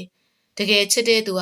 အရန်ကိုနာကျင်ခံစားရတဲ့အခါချစ်ရပါတယ်ဆိုတဲ့သူကိုနာကျင်မှုတွေကြားမှာလက်လွတ်လိုက်ဖို့ဝင်မလေးဘူးအဲ့လိုပဲဥကုံရဲ့အပေါ်မှာဘေဘီချစ်ခဲ့တဲ့လောက်နာကျင်ခဲ့ရပြီးမို့အဆုံးထိဥကုံရဲ့လက်ကိုလှုပ်ချခဲ့ပြရစီဘေဘီရဲ့စကားအသံတို့ကလှိုက်ပြောင်ဝမ်းနေမှုတွေရောရှက်နေပါတယ်ဥကုံရောင်နဲ့တော့ချိုတို့ကလည်းချွေးမလေးကိုကြည့်ပြီးတော့စိတ်မကောင်းဖြစ်မိနေကြပါတယ်အဲ့ဒီကလေးတိတ်ကိုနာကျင်ခဲ့ရရှာမှာပါအဲ့ဒီကလေးရဲ့နာကျင်မှုကိုသိနေပေမဲ့လေအတကြီးစွာနဲ့ပဲထပ်မံဆွဲထားပါရစေအဲ့ဒီကလေးကိုလက်မလွတ်နိုင်တာကြောင့်ပဲဖြစ်ပါတယ်မမီတို့ရဲ့မျက်နှာကိုထောက်ပြီးဒီစိန်နဲ့ခွင့်လွှတ်ပြီးလို့မရဘူးလားသမီးရဲ့မမီချိုးရဲ့စကားကိုဆက်ပြီးနားမထောင်လို့တာကြောင့်ဘေဘီထိုင်ရမှထားလိုက်ပြီးကြောက်ကွဲသွားတဲ့ဖန်ခွက်တစ်လုံးပကံတစ်ချက်ဒီနေရာမှာအကောင်းပကတိပြန်ဖြစ်ဖို့ဆိုတာလွယ်ကူမနေဘူးလေမမီအဲ့လိုပဲဘေဘီရဲ့ဘဝကလည်းအကောင်းပကတိအတိုင်းပြန်မဖြစ်လာနိုင်တော့ပါဘူးအဲ့ဒီစကားနောက်ဆုံးအချိန်ထိသမီးရသားကိုပြန်လက်မခံဘူးဆိုတဲ့အတိတ်ပဲဖြစ်နေတာကြောင့်မိဘတွေကလည်းတက်ပြင်းဟိုသာအချိန်ကြီးချလိုက်မိကြပါတယ်နင်တကယ်ပဲဂျပန်ကိုသွားတော့မှလားတိုင်သူမကိုတယောက်ထဲထားခဲ့ပြီးထပ်သွားဖို့ကြံနေတဲ့တငယ်ချင်းကိုဘေဘီစိတ်မကောင်းဖြစ်စွာနဲ့မေးလိုက်မိပါတယ်တိုင်ကမွန်းကျက်နေတဲ့စိတ်စဉ်ကို လေပူတွေဖြစ်ပြောင်းလိုက်ပြီးငါ့ကိုမာမီကဂျပန်ကရုံးခွဲမှာအလုပ်လုပ်ဖို့လွတ်နေပြီဘေဘီနင်သွားရင်ငါတယောက်တည်းကြံခဲ့မှာငါနင်နဲ့လိုက်ချင်တဲ့တိုင်းသူနဲ့လိုက်ချင်တယ်ပြောလိုက်တဲ့ဘေဘီကြောင့်တိုင်းရဲ့အကြည့်တွေဘေဘီထံရောက်သွားခဲ့ရပါတယ်နင်တကယ်ပဲဒီရလူတွေကိုတန်ရောစင်ဖြစ်နိုင်ရလားဘေဘီတိုင်းဆိုလိုလိုက်တာဘာလို့ဆိုလိုရဲဆိုတာကိုသိနေတာကြောင့်ဘေဘီနှက်ခမ်းတို့ကနာနာကျင်ကျင်ပြုံးလိုက်မိပါတယ်တချို့အရာတွေကဆွတ်လွတ်သိရင်ဆွတ်လွတ်ရတဲ့တိုင်းဖတ်တွယ်ထားဖို့မသင့်တော့ဘူးဆိုတာတိတိကြီးနဲ့ငါဆက်ပြီးဖတ်တွယ်မထားချင်ဘူးတိုင်းငါဘသူမှမရှိတဲ့ရုံဝန်းတစ်ခုမှာတမီလေးနဲ့ဘဝတစ်ခုကိုအေးအေးဆေးဆေးဖြတ်တန်းခြင်းနဲ့ဒါဆိုရင်နင့်အမေကိုရောအမေကအဖေကောင်းချခဲ့တဲ့ဒီမြေကိုစွန့်လွတ်နိုင်မှာမဟုတ်ဘူးအချိန်တစ်ခုအထိပဲငါသွားမှာမို့အမေစီတနေ့ငါပြန်လာမှာပါဆုံးဖြတ်ပြီးမပြင်တတ်တဲ့သူမလေးရဲ့ထုံးစံတိုင်းသူနဲ့ပတ်သက်တဲ့အတိတ်တွေကိုဘေဘီမေးချင်ပါတယ်အဲ့ဒါကြောင့်တိုင်းနဲ့အတူဂျပန်မှာအခြေချဖို့အတွက်ဘေဘီရွေးချယ်ခဲ့ခြင်းပဲဖြစ်ပါတယ်တမီးတို့အမေတားမရတော့ဘူးလားဘေဘီရဲ့မိခင်ဖြစ်သူရဲ့တောင်းပန်နေတဲ့အချီတို့ကိုရှောင်လွှဲရင်းဘေဘီတက်ပြီးကိုချလိုက်မိပါတယ်ဘေဘီမှာတောင်းပန်စကားကလွဲပြီးတခြားပြောစရာစကားတို့ရှိမနေခဲ့ပါဘူးဆုံးဖြတ်ပြီးသားဘေဘီရဲ့ဆုံးဖြတ်ချက်တို့ကလည်းပြင်နိုင်ဖွယ်မရှိတော့ပါဘူးဘေဘီပြန်လာမှာပါမမီဘေဘီကိုအချိန်တစ်ခုပဲပေးပါဘေဘီစိတ်တည်လူတည်နဲ့ပြန်လာခဲ့မှာပါမမီဒေါ်မီစင်တယောက်ဆုံးဖြတ်ထားပြီးသားတမီးရဲ့ဆုံးဖြတ်ချက်ကိုပြင်းရင်မရတော့မှသိတာကြောင့်မျက်ရည်တွေနဲ့သာတမီးကိုရင်နာစွာနဲ့ကြည့်နေမိပါတယ်စိတ်တန်ရာတွေဘလပွားနဲ့သူမနဲ့အဝေးကိုထွက်သွားမဲ့တမီးကိုစိတ်မချခြင်းများစွာနဲ့သာသူမငေးကြည့်နေမိပါတယ်အိမ်ကြီးကကောင်းကင်ကြီးမှာမိုးတွေမင်းညို့နေပါတယ်ခုံးရဲ့ရင်တွေကအပူတော့ကတွေကနည်းနည်းလေးမှပြေပြောက်မသွားခဲ့ပါဘူးဇနီးနဲ့သမီးလေးကသူ့ကိုကြောခိုင်းသွားပြီဆိုတဲ့အတီးကသူ့ရဲ့ရင်ထဲကိုအတိုင်းမသိနာကျင်စေခဲ့ပါတယ်လေရင်ကွင်းကိုလိုက်သွားခဲ့ပြီမဲ့လေလူသာမောခဲ့ပါတယ်ဂျပန်ကိုထွက်ခွာသွားတဲ့လေရင်ကကောင်းကင်ရံရဲ့တိမ်နေကြားထဲမှာပြက်ကွယ်သွားခဲ့ပါတယ်တမြင့်မြင့်လောင်ကျွမ်းနေတဲ့ရင်စုံရဲ့ပူလောင်မှုနဲ့အတူအဖြေရှာမရတဲ့ပု္ပ္ပာတစ်ပုဒ်ကသူ့အားပဲသူမကိုမုန်းခဲ့တာလားသူမကပဲသူ့ကိုမုန်းခဲ့တာလားအဲ့ဒီအဖြေကမသေးချာမရေရာခြင်းတစ်ခုပဲဖြစ်ပါတယ်အခုအချိန်မှာနောင်နာတွေတပွေးတဝိုင်းနဲ့သူကကောင်းကင်ရံရဲ့တိမ်နေကြားမှာပျောက်ကွယ်သွားတဲ့လေရင်ကြီးကိုရင်နာစွာငေးကြည့်ရင်ကြံ့ရစ်ခဲ့ရပါတယ်ပရိသတ်များရှင်အခုနားဆင်ကြရတဲ့ဇာတ်လမ်းလေးကတော့စာရေးသူမေချူးသွယ်ရေးသားထားတဲ့ဦးရဲ့အမုန်းခံဇနီးပထမရွဲကိုအစအဆုံးတင်ဆက်ပေးခဲ့တာပဲဖြစ်ပါတယ်ရှင်။နားဆင်အားပေးခဲ့ကြတဲ့ပရိသတ်များအားလုံးကိုလည်းကျေးဇူးအထူးပဲတင်ရှိပါတယ်ရှင်။